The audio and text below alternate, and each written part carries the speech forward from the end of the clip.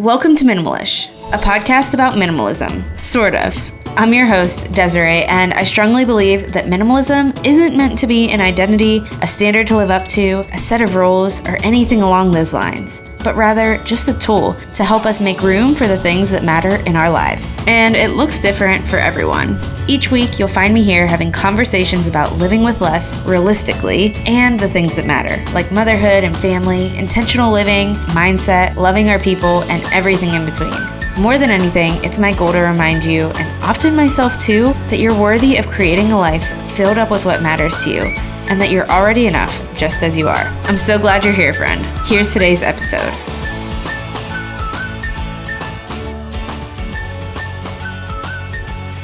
Hi, friend. Welcome back to Minimalish. I am so excited. This is the last episode of the year, and I'm going to admit it has been quite the struggle to get this one out to the world. I'm trying my hardest to get this out on my birthday. That was the goal. But honestly, it is my birthday right now while I'm recording this because I have had my file deleted several times. I have technological issues every once in a while, but I wouldn't say it's regular. I would say that this time I feel like there's a force working against me and I am just going to push through it. So, like I said, I've recorded this a few times, but I'm so excited about this episode because it's so much fun and it's so meaningful to me. And it is a reflection for the end of the year, but it's not just a reflection for the end of the year. I am sharing 10 things I've learned in 10 years. And it has taken me a while to decide what I wanted to talk about to close out this year because it has been such a great year, but I just really wanted to tie it up well. And I thought it would be fun to do this decade challenge that I've seen a lot of people doing with their podcast or with their blogs. So it's not my idea, but I am just joining in the fun. Before we get started, if you want to give me a gift for my birthday, since it is my birthday, all you got to do is scroll down, hit 5 stars on iTunes, or you can go on iTunes on the internet, on your browser and find it there if you don't typically listen on Apple Podcasts. And when you hit those 5 stars, you can say a few positive things. Of course, if you love the show, I just really love your feedback. I'm so grateful for it. And it helps other people be brought into this community. It helps the show be seen by more eyes and be more visible on iTunes. So thank you for all the ways that you share. If you want to just share on Instagram or share with a friend, those are all beautiful gifts. And I'm so grateful for you. All right, let's get started. I want to give you a little portrait of where I was 10 years ago. I was in college. I was towards the beginning of my college career, I guess you call it. And I thought I was going to be a marine biologist actually, but I quickly realized that I did not like biology. And I also didn't like studying a whole lot because I was able to get through high school without much of that. And I had a really photographic memory, but college was not doing the same. So I decided to change my major. And honestly, about 10 years ago to the date, I changed my major to literally nothing. I just took a semester to figure it out, to take some prerequisites that I had to take, and most of them were English prerequisites. And what I found out is that I love creating. I love writing. I love spending long hours in a coffee shop and having writing deadlines. And I came alive when I was discussing literature in a room with a bunch of people. But I didn't know if I could just major in English. I really didn't know what you do with a major like that, even though it seemed really beautiful and fun. So I thought, why not tack on English education and figure out, okay, I'll be a teacher. I'll be a high school English teacher. And what I have learned along the way is that I really do have a heart for learning. I love learning. I consider myself a lifelong learner. And I also do love teaching. I feel like I do a form of teaching sometimes on this podcast. Most of the time, I'm doing learning on this podcast as well, along with you through guest episodes. But I love teaching as well. I love teaching people within the same season as me or that are maybe just a step behind me and maybe we're learning it together. I just love it. So I will say 10 years ago is where my love for creative work truly began. I was working in my strengths and my passions when I was writing in coffee shops for 9 hours straight. And a lot has changed since then. A lot has happened in 10 years. I graduated college, I got married, we moved away from home for 4 years. We both are from the same area, so we ended up moving back towards home, near family. I started a teaching career and ended it. I had a baby, and I've had a lot of different jobs. And this past year, I've somehow managed to grow a podcast at this point to 460,000 downloads, which is crazy to me. And I did that while I've also been hanging out at home with my daughter and being a work-at-home mom. I don't say all of that to say, wow, look at all I've done in 10 years, or look how impressive I am. I've also quit a million things, and some of them probably before I should have. Most of the time, all of this has come out of the fact that I just have no idea what I wanted to do, and I would move forward in some direction. I didn't know what I was doing, but I moved forward anyways, and in 10 years, I've learned a lot along the way. The first one is something that I learned pretty early on in the decade, along with kind of changing my major. You don't have to have it all figured out. Nobody does. And that's the first lesson I'm sharing with you. We ask 18-year-olds what's next for them all the time. I know I do, even though I know that that's a ridiculous question, because there is a rare few 18-year-olds in this world that have this beautiful planned out vision for their life and they actually go after it. For most of us, we're 30 and we still don't know what we're doing, or we're 50 and we don't know what we want to be when we grow up still. We don't have to have it all figured out. That's the beauty of it. Whether you're listening to this and you're in college, or you're in a career after 10 years, finding you're just not working in your passions anymore and you're resenting it, or maybe you're a new mom and you thought you wanted to work, but you decided you want to stay at home, or vice versa. If you don't know what's ahead, you are not alone. You're part of a huge club of people who also don't know what's next. So what I've learned is to, 1, accept this fact and know that it's okay. 2, to remember that whatever next step you take isn't the end all be all. You can always change your mind or take a step in a different direction if it doesn't work out. And 3, just do your best to take the next right step. And I believe it's Emily P. Freeman has a whole podcast on this. This phrase, a lot of people have worked with this phrase. It's just, we cannot see the whole vision or the whole way things are going to turn out for us most of the time, like 99.9% of the time. But we can just move forward and take that next right step, that next best step, whatever that looks like. So just take a small step in the direction that you'd like to go. And also, in an online world where everyone seems like an expert on something, take it from a former teacher that you don't have to have this brilliant expertise to be successful or to take that next best step. You only need to learn what you need to know for that next right step, and you need to just keep doing that over and over. Sometimes we're learning that next right thing while we're taking that step, and we're learning the knowledge that we need to know while we're taking it. None of us really know fully what we're doing. We're all figuring it out along the way.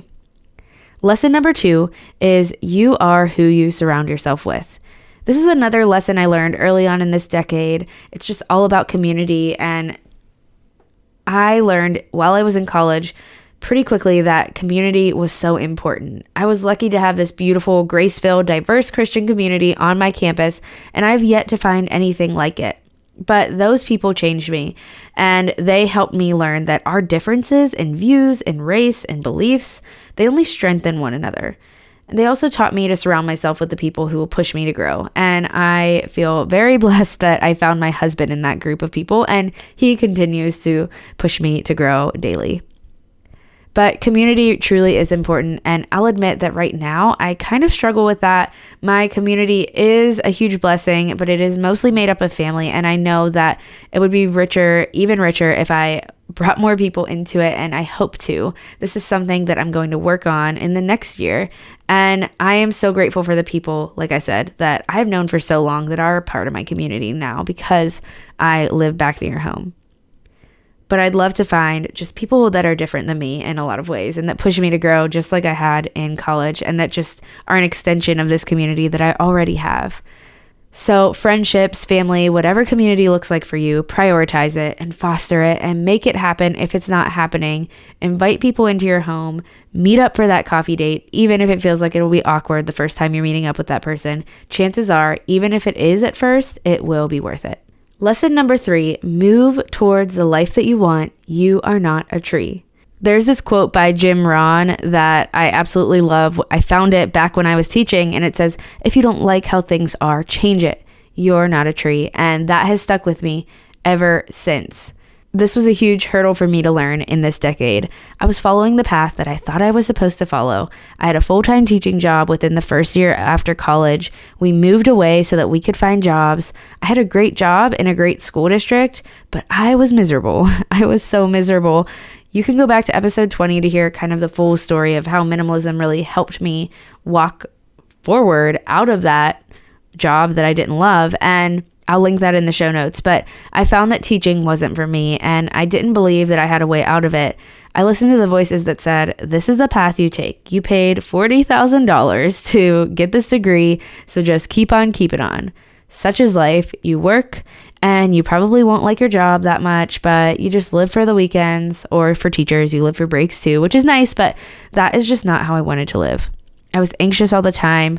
I didn't have time or space to breathe, and I just kept feeling like this cannot be all there is. There are people who are living and working in their passions, and I thought if they can do it, so can I. So I started a blog before I even started teaching, and in my spare time while I job searched, I was living in a new area, so I had a lot of spare time because my husband was working full-time and I just hadn't found a job yet. But I would write to try to process everything, and I started sharing that with the world through a blog. But I can look back now and see that 6 years ago, even before I started my teaching career, when my fingers started to move across the keyboard and form blog posts and share my stories and thoughts and learnings with the world, I think back and I realized I was so passionate about that, and it kind of stuck with me. It was what I knew I wanted to do, but I didn't see blogging as a possible job, even though it kind of was for some people. And I saw that, I just didn't think it would be for me. So I would search on that website Indeed, and I would look up writing jobs or blogging jobs and work from home jobs. And eventually I stumbled on some. And I took on these little side jobs that I could do from home while I was teaching in the summers. Those little social media management jobs, eventually I can look back and see that they have led me to where I am now. But I never would have done any of that if I listened to those voices that told me that I was a tree. You are not a tree. If you are not happy in the career that you have, or if you're not happy in the choice that you made to stay at home with your kids, or in the choice that you made to go back to work even though you want to be home, or if you're not happy where you're living right now, you're not stuck. It's important to note that you might have people that rely on you, and that is very important. But that doesn't mean that you are stuck to be miserable of your life and that you just have to live for the weekends. It does mean that maybe you need to take small steps instead of big leaps. Maybe it's starting something on the side. Maybe it's waking up earlier to have space for yourself. Whatever it looks like, what do you want in your life that isn't there? Move towards it within the boundaries of your current season, of course, because we need to think of our people and care for our people.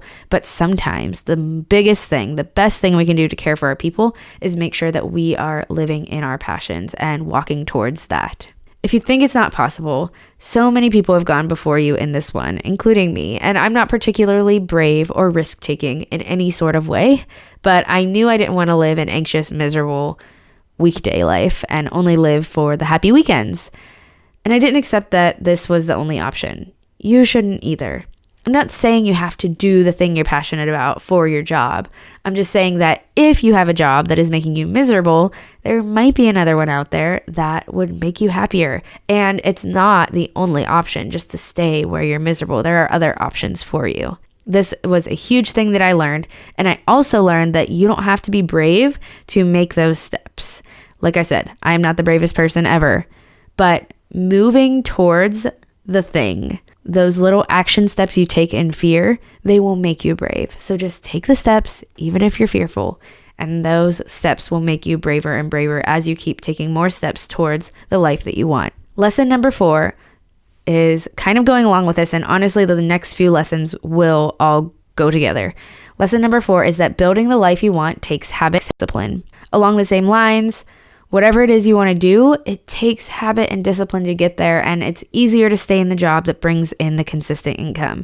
It's easier to stay home with your kids if you're already home, even if you want the opposite. It's easier to keep working if you're already working, even if you want the opposite and you want to stay home with your kids. It's easier to stay in that major you've almost finished, even if you realize you don't love it. It's easier to keep sleeping in, even if you realize you want to become a morning person. Becoming the person you want to be isn't always easy, and I want to remind you that you are already enough just as you are, But if you want to make changes, if you want to do better in some way or some area of your life, it takes habit and discipline to get there. I know this. I have been the queen of procrastination in the past, and I've been the queen of not following through with the habits that I want to build. I still sometimes am, especially with procrastination, but I've learned that if I want to change my life in some way, it's going to take a new habit or a new level of discipline to get there. And yeah, it's not fun while you're creating that, or even sometimes once you've established it, it's not always fun. We would all like to skip out on a workout or on vacuuming or on our work at some point or another, but we have built discipline around it, and doing the hard thing is far more rewarding than staying in the easy lane. It's hard to sit down and work every day for me at nap time when my 2-year-old just had a huge overtired tantrum and I'd like to check out or cancel my interviews. But almost every time I end work more fulfilled than I started it, because this is what I want to do with my life right now. So I have to create discipline around making it that way and making it happen. Does that make sense? Number 5 is it goes hand in hand again, and it is that you don't necessarily have to have the capacity for something to succeed at it. I had my friend ask me a question once, and she said, how do you have the capacity for all of this, for the podcasting and the way that you market your podcast and all of that? How do you even have the capacity to do that when you are also staying at home with your daughter? And my answer was 100% I don't. And that becomes super evident about once a month. And I'm just going to read this Instagram post to you because it was my response to the question. Here's the thing. I'm not doing it perfectly and there's no real balance, but I've decided that balance isn't what I'm striving for in this season. It's not a realistic goal right now, and I've chosen to stay at home with my daughter. I also know that I need to make an income from home to sustain that for our family. And I also know that if I can have some kind of work that is enjoyable and fulfilling to me, that is going to make staying at home and working at home sustainable, because there's so much pouring out involved. God has opened doors for me to do that after much praying, but it doesn't mean it's easy or I've got it down perfectly. Far from it. So how in the world to keep it going? It's mostly routine and habit. I have worked from home in some way for 4 years now, and I've learned the only thing that makes the work happen for me is habit, because then it still happens when I'm tired. It still happens when I don't feel like it. It still happens when it feels hard. Don't think that there's something wrong with you if you don't have the capacity to do it all. This social media world makes it look like everyone is doing everything with ease, but I'm here to tell you from my experience, we're all a little tired. We're all making it up as we go. We're not perfectly balanced, and that's okay. Life isn't perfect, and we're all constantly learning what works. Whether you stay at home or work outside of the home or work at home, we are going to be tired, and balance is a myth. I've accepted that this season for me looks a little more tired as I build something in the margins of motherhood. One day, I hope it will be more balanced, and I hope I'll have more help. But for today, this is how it works, and I'm just working on being content and grateful for it all. It's okay if you're tired. It's okay if you need a break. It's okay if you don't feel balanced and if you lack the capacity. Me too. Life isn't meant to be easy. Let's just choose joy for the journey. And this is just one of the biggest lessons that I've learned, that success does not depend on my capacity for it. My capacity for success can be 0 sometimes. It depends on my choice to do it anyways. And it depends on my choice to lean on God, to be honest, which I'm going to talk about in lesson 10. And this all applies not only to my capacity for work, but for patience with my 2-year-old, my capacity to be kind to my husband at the end of the day when I'd like to check out, my capacity to work when I'd like to take a nap. We need white space and rest to be able to do all of these things well, but also sometimes we have to do them anyways, even when our capacity is at 0. Again, I'm going to come back to this a little bit later, so you keep your ears open for that. I hope you're enjoying today's episode, but I am cutting in really quick to tell you about 2 of today's sponsors that are helping make this episode happen. The first company I want to tell you about is Feals. Do you experience stress or have anxiety or chronic pain or trouble sleeping at least once a week? You are not alone in this. Many of us do, especially in motherhood. I know this has been the case for me. I've experienced a lot of anxiety, especially since becoming a mom, and it comes and goes, but I was searching for something that would help, and I discovered Feals. Feals is premium CBD, and it naturally helps reduce stress, anxiety, pain, and sleeplessness, and I've seen improvement in my own anxiety when I take it consistently, which I am really grateful to have found a natural alternative. I find it so easy to take. You just place a few drops of Feals under your tongue, and if you're new to CBD, Feals offers a free CBD hotline and text message support to help guide your personal experience. Feals works naturally to help you feel better, and it's important to know that with Feals and with CBD oil, there's no high, there's no hangover, there's no addiction. I would never take it or promote it if that wasn't the truth. You can join the Feals community to get Feals delivered to your door every month. You'll save money on every order, and you can pause or cancel at any time. So you can become a member today by going to feals.com/minimalist, and you'll get 50% off your first order with free shipping. That's feals.com/minimalist. So not minimalish, minimalist. To become a member and to get 50% off, automatically taken off your first order with free shipping. feals.com/minimalist. I'm also excited to tell you about Sunbasket. It feels like with the start of a new year, everyone's doing a juice cleanse or maybe intermittent fasting or carb cycling or whatever it is, but you still might struggle to see long-lasting results from any of these. If it doesn't work for you, what if instead we just try eating real food? No matter your lifestyle, Sunbasket caters to your kind of healthy with delicious recipes for all kinds of dietary preferences, and that's including paleo, gluten-free, Mediterranean, vegetarian, and more.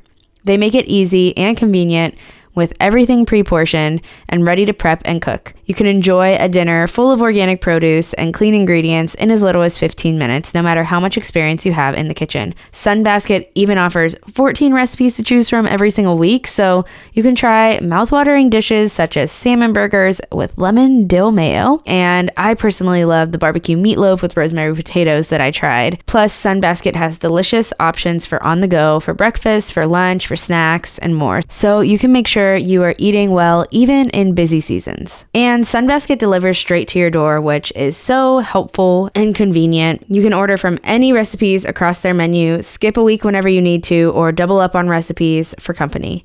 It's simple and it's easy. Right now, you can get Sunbasket for $35 off your order when you go to sunbasket.com/minimalish and enter promo code minimalish at checkout. That's sunbasket.com/minimalish. Enter promo code minimalish at checkout for $35 off your order. Sunbasket.com/minimalish and enter code minimalish. All right, friend, let's get back to today's episode. Number 6, you have more control over your calendar than you think. And that is me speaking to myself. I used to overcommit myself. I used to think that I had to spend my time the way the world told me to. I used to think being a good mom looked like filling my calendar up with activities for my toddler. And that was just at the beginning of this year when I felt that way. I used to think other people controlled my calendar. Now I know that I want to use my time well, 1, for the people I love most, and 2, for the things I'm passionate about. There are required things in between. I know that. There are things that we don't have as much control over, like how much time our job takes up, or if we need to take sick family members to an appointment. But it's about what we believe we have to do with the margins of all of that. It's deciding instead that we have control over those margins in our time, and we get to put boundaries around them. We can ask for help. We can hire help if we have the funds. We can wake up earlier. Unless you have a newborn, don't do that yet. Wait till you're sleeping through the night again. We can say no to the 4-year-old soccer season that we just don't love to do. We can decide our kids get 1 sport per season instead of signing them up for 4. And if those things make you happy and those things are what you want to do with the margins of your time, then that's great. You have to define this for yourself and what it looks like for yourself. But what are you saying yes to that you could say no to, that is drawing all of your energy away? It's not about saying no to everything. It's about saying yes to the right things and believing we have control over our calendar and our ability to say yes and no to things. Define this for yourself, but remember that whatever is best for you and your family might often look very different from what others are telling you it should look like. Lesson number 7, I'm not going to spend a lot of time on this, and you'll see why. Lesson number 7 is less is better.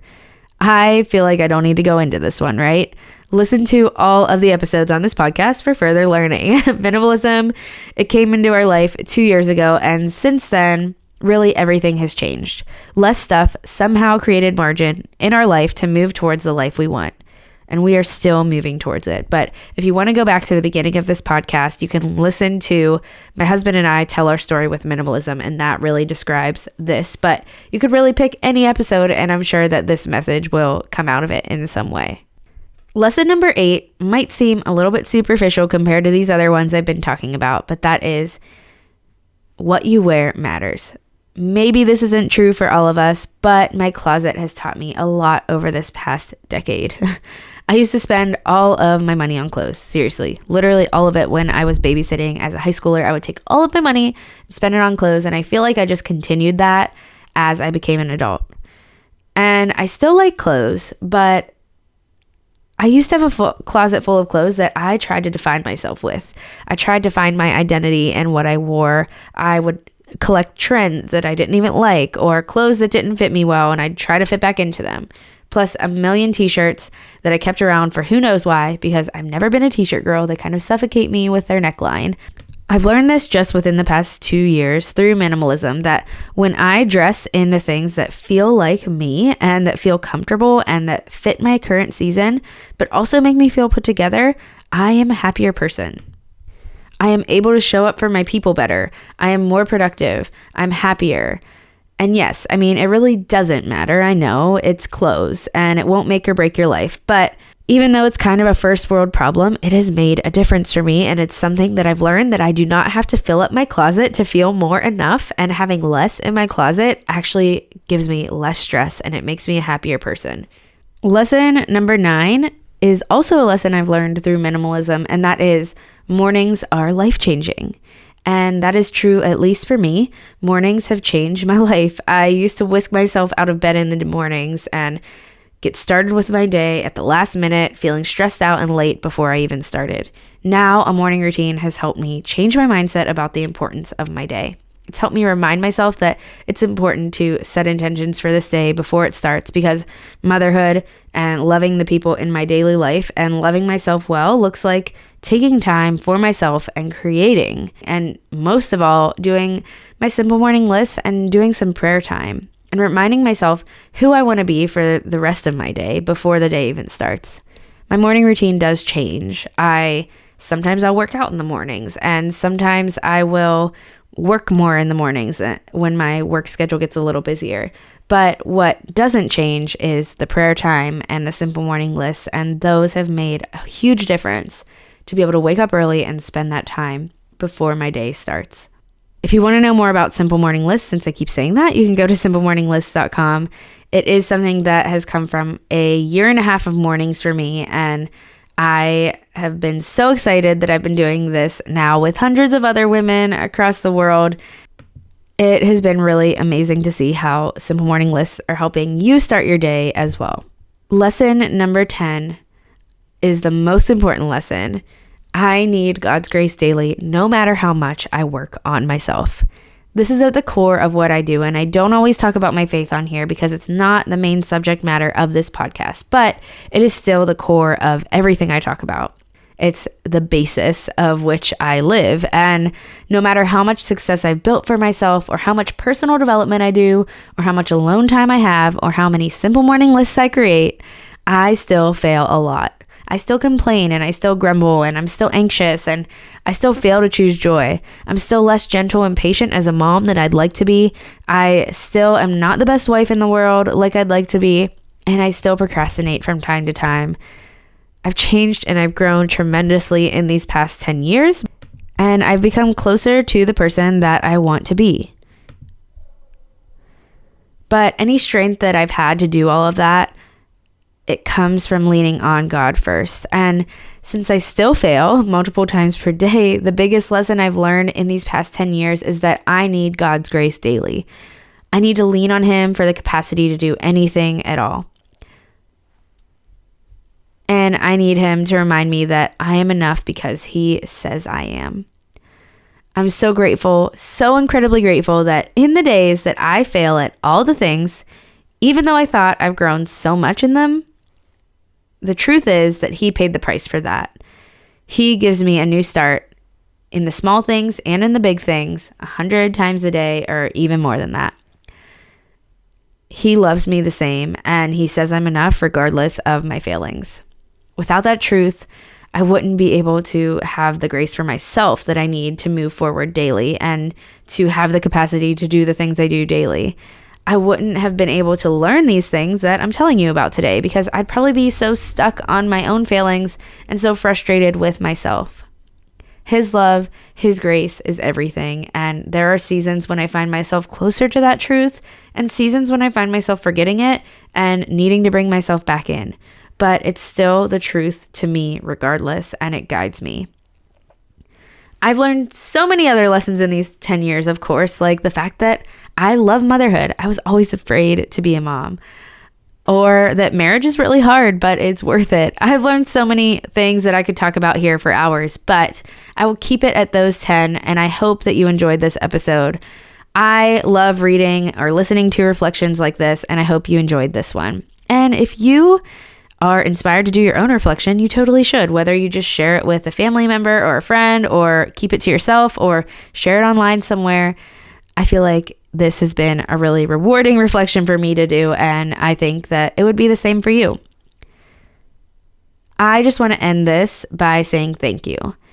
Thank you that you've joined me here this year, whether it's on this episode or whether it's been from the beginning.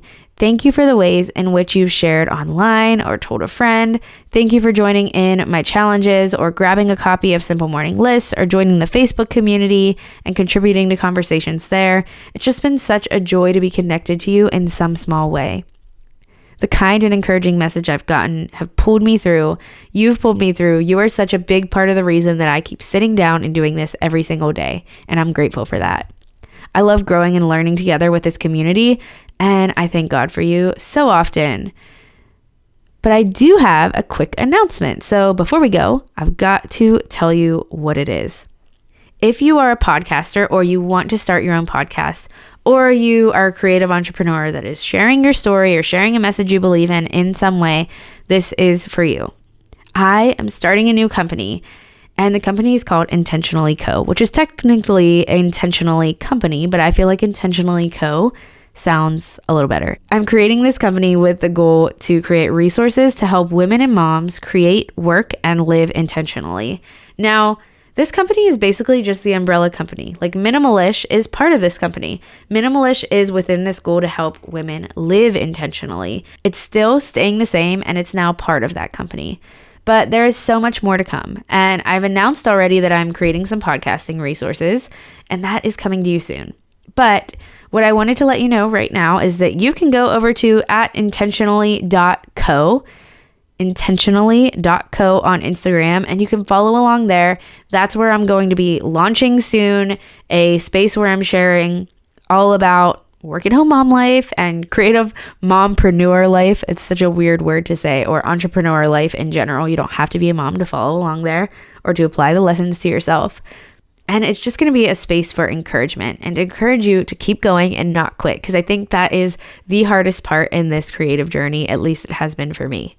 And the podcasting resources are going to be a huge form of teaching that I'm starting out with, and a way to move forward in creating and sharing your story. If you are interested in that, make sure you are following along there for the details. You can also go to DesireeEndries.com/podcaster, because that's where I created my first free podcasting resource. So whether you are a new podcaster or you already have one, like whether you're creating one now or you already have one, that will be helpful to you. And plus, you'll get on the list that gets all the updates about the creative online business side of Intentionally Company. My expertise, as I said in the beginning of this, has been, and my passions have been from the beginning, to help others create and communicate well and to teach. And that's what I plan to do through the podcasting resource that I'm creating and through Intentionally Co. in general. So more on that is to come. If you're not interested in all of that, and if you're just like, I'm here for the talk about minimalism, that is still continuing in the same way. And I'm so excited for all the things that are ahead right here on Minimalish. I hope that you have a great new year whenever you're listening to this, whether it's after New Year's or before. I hope you have a fantastic start to your year. And I will be off of this podcast. I will not be here on January 1st, which is the upcoming Wednesday after this comes out.